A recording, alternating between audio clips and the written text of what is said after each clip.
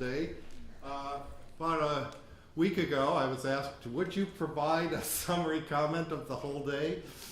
Sure.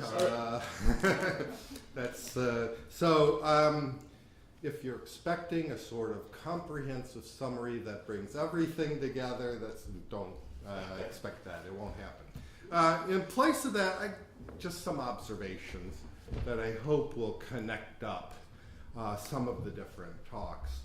And the first set of issues has to do with problems with occasionalism. And there seem to be recurring problems that came up. So the first was pantheism and occasionalism. And actually Leibniz has a famous claim about Malebranche that Malebranche's occasionalism leads to Spinozism. That is, if you're an occasionalist, you're depriving creatures of actuality that distinguishes them from God, making them parts of God, and then you have a sort of pantheistic view. And I saw that tension in the view of the divine names and the view that we're manifestations of God and the view that we're united to God in a special way. All these seem to indicate pantheistic pressures, at least, in occasionalism.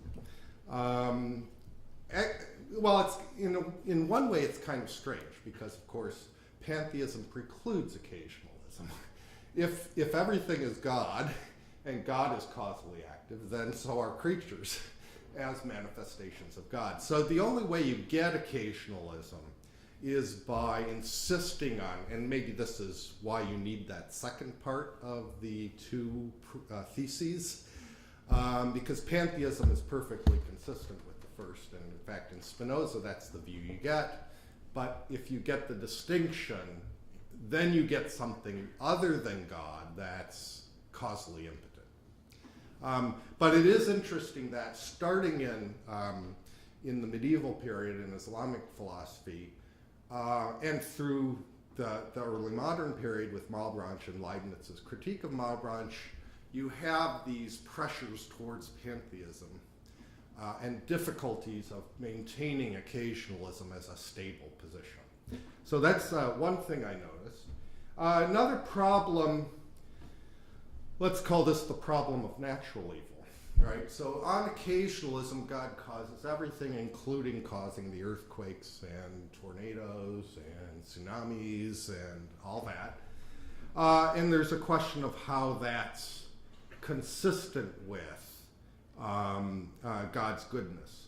Now, in some sense, you have this on any theological view where God is totally provident.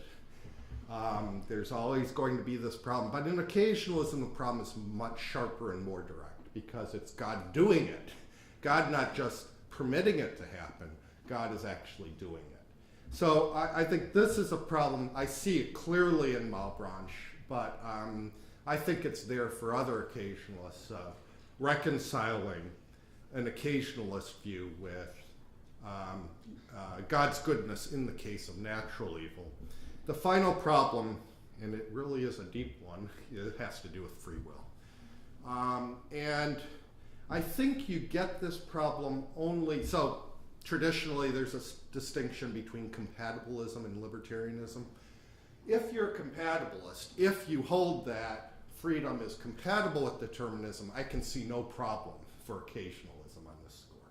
Because the fact that God determines you wouldn't preclude your freedom on a compatibilist account of freedom. So it really only arises on a libertarian account of freedom.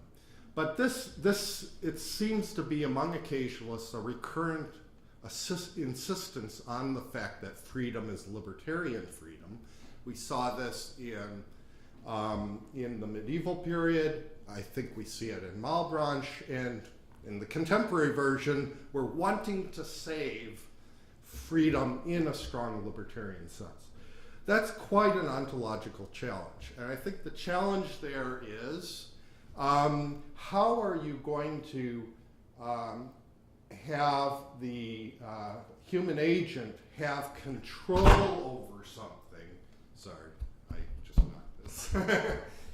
control over something without turning the agent into a genuine cause, which would preclude occasionalism. Now, one way of doing it is to carve out an exception, right? Say, well, in all cases but these, God's the only cause. But of course, that sort of violates the spirit of occasionalism, where God is the only genuine cause. So I would just suggest, I suggested this in the Q&A, one way is to somehow making our decisions doing nothings or not producing anything. That might be a way of reconciling genuine freedom with occasionalism, where God is the only cause of real things, and if we're not producing anything real in free action, then there wouldn't be a conflict. Otherwise, it seems difficult for me to understand how you could reconcile strict occasionalism, unrestricted occasionalism, with a strong sort of libertarian freedom.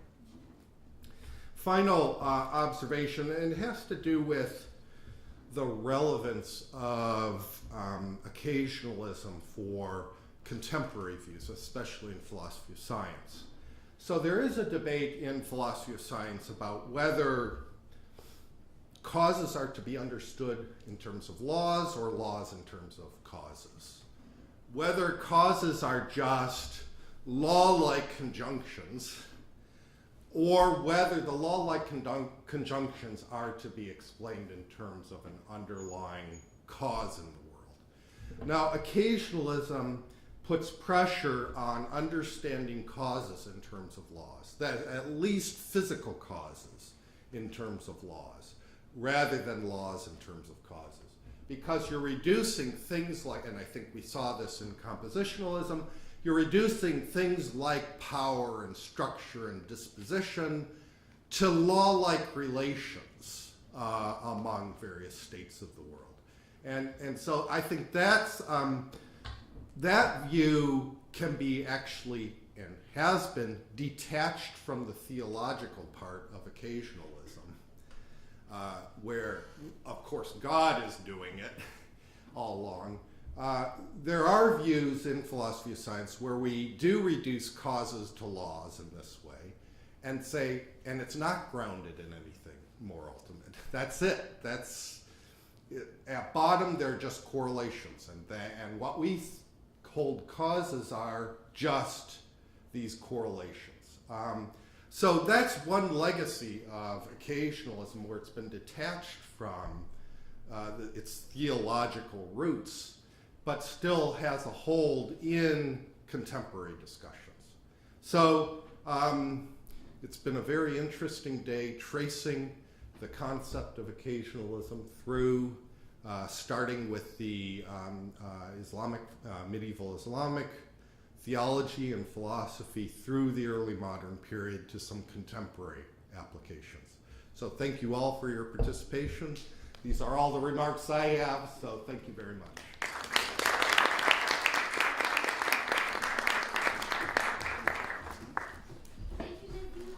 So thank you very much, Dr. Schmaltz. The dinner is ready in the same room where we ate lunch. Now we can go there and eat and chat. Thank you for coming. Yeah.